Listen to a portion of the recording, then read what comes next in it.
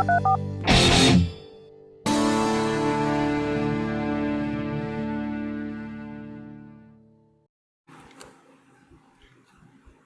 सुसमाचार के बारे में अध्ययन कर रहे हैं। आज का मुख्य विषय है यीशु और एक परिवर्तित जीवन।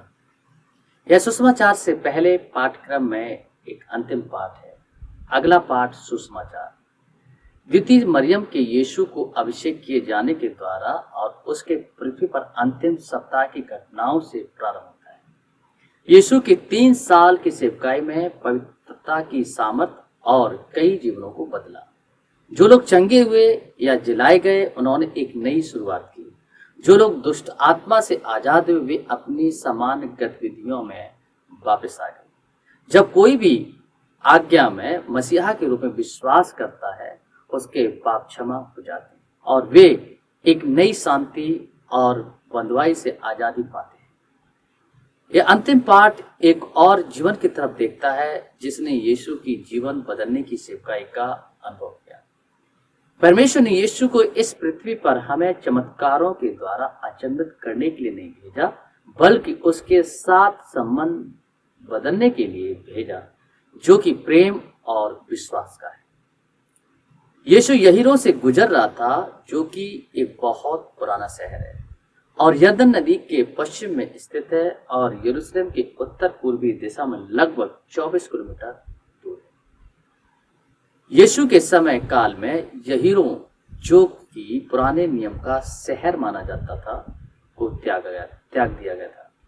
लेकिन उसी के पास राजा हेरोद महान द्वारा एक नया शहर बनाया गया था। वहां पर कई नाम का एक व्यक्ति रहता था, जक्की नाम का एक व्यक्ति रहता था। वह प्रमुख चुंगी लेने वाला और उसके अधीन कई चुंगी लेने वाले लोग थे और वह बहुत धनी था। चुंगी लेने वाले रोमी सरकार के लिए काम किया करता था और वह विजेताओं की सेवा करने की वजह से घृणा करता था। वे कभी कभी अपने लोगों को भी धोखा दिया करते थे।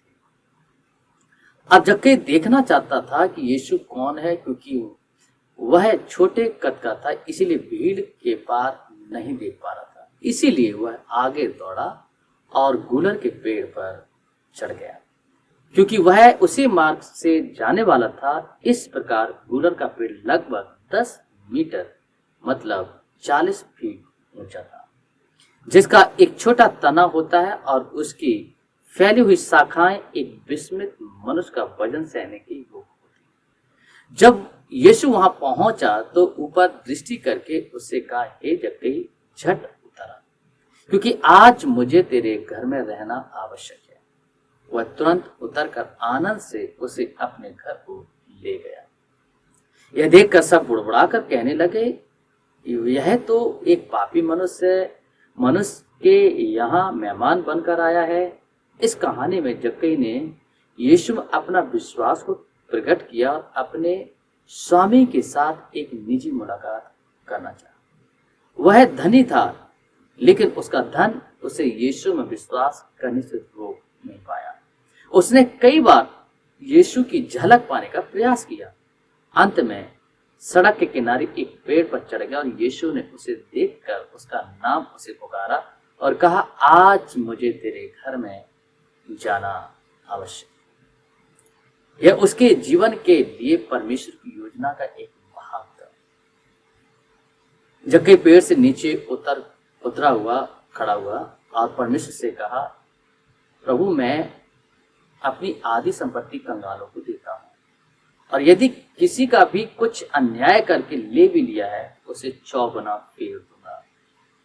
यीशु के साथ होने की इच्छा रखना और अपने पापों को हर जाना देना परिवर्तित जक्कई का एक सबूत है। वह अपनी आधी संपत्ति गरीबों को देता है और यीशु उसे ऐसा करने के लिए नहीं कह रहा था, बल्कि यह बात जक्कई के परिवर्तित मन से निकली। यहूदी होने के नाते वह कानून को जानता था कि यदि किसी का कुछ चुकाया है तो उसका 4 गुना देना। यदि वह ऐसा करने का भी वादा भी करता है, तब यीशु ने उससे कहा, आज इस घर में उद्धार है। इसीलिए यह भी इब्राहिम का एक पुत्र है, क्योंकि मनुष्य का पुत्र खोयों को ढूंढने और उसका उद्धार करने के लिए आया। लूका 19 अध्याय 1 से 10 पद पढ़ते हैं। जक्कई न केवल इब्राहिम की वंशावली का था, बल्कि वह अपने पिता इब्राहिम के पथ चिन्हों पर भी चलता था। यीशु ने इसके लिए उसकी सराहना की, क्योंकि दूसरे यहूदी शिकायत करते थे, लेकिन यीशु ने अपना सारा धन अपने पहले और मुख्य द्वार पर लगाए रखा था।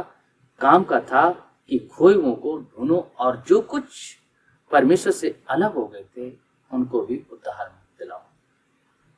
कहानी महत्वपूर्ण है क्योंकि यह बताती है कि यीशु ने उन सबको स्वीकार किया और पापों को क्षमा किया जिन्होंने उस पर विश्वास किया, चाहे वो अमीर हो, चाहे वो गरीब हो, चाहे वो महिला हो, चाहे वो पुरुष हो, चाहे वो गुलाम हो, चाहे वो आजाद हो, चाहे वो यहूदी हो या नास्तिक व्यक्ति हो। इस कहानी का मुख्य सत्य है कि मनुष्य का पुत्र खोए हुओं को ढूंढने और उन्हें बचाने आया है, जो उस पर विश्वास करते हैं और उनका जीवन बदल जाता है। आइए हम इस बात को दोहराएं। प्रश्न नंबर 1, यहूदी अगुवे यीशु के किस व्यवहार को नहीं समझ पाए?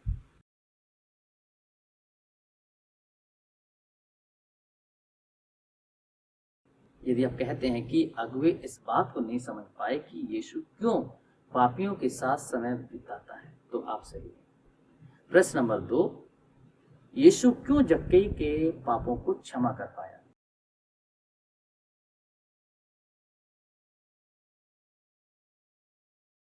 यदि आप कहते हैं कि यीशु जक्कई के पापों को उसके विश्वास के कारण क्षमा कर पाया, तो आप सही हैं। प्रश्न नंबर 3, यीशु क्या कहता है कि उसका इस संसार में आने का क्या उद्देश्य?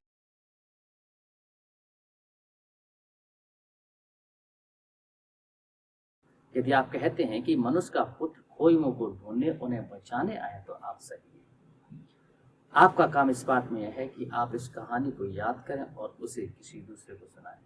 कहानी सुनाने के बाद उनसे प्रश्न पूछें कि आपकी संस्कृति में एक मनुष्य सबसे भयंकर क्या पाप कर सकता है? क्या यीशु ऐसे व्यक्ति को क्षमा करने के योग्य है? यदि हाँ, तो कैसे? क्या आप किसी ऐसे व्यक्ति को क्षमा कर पाएंगे? यदि हाँ, तो आप उन्हें क्यों क्षमा करेंगे?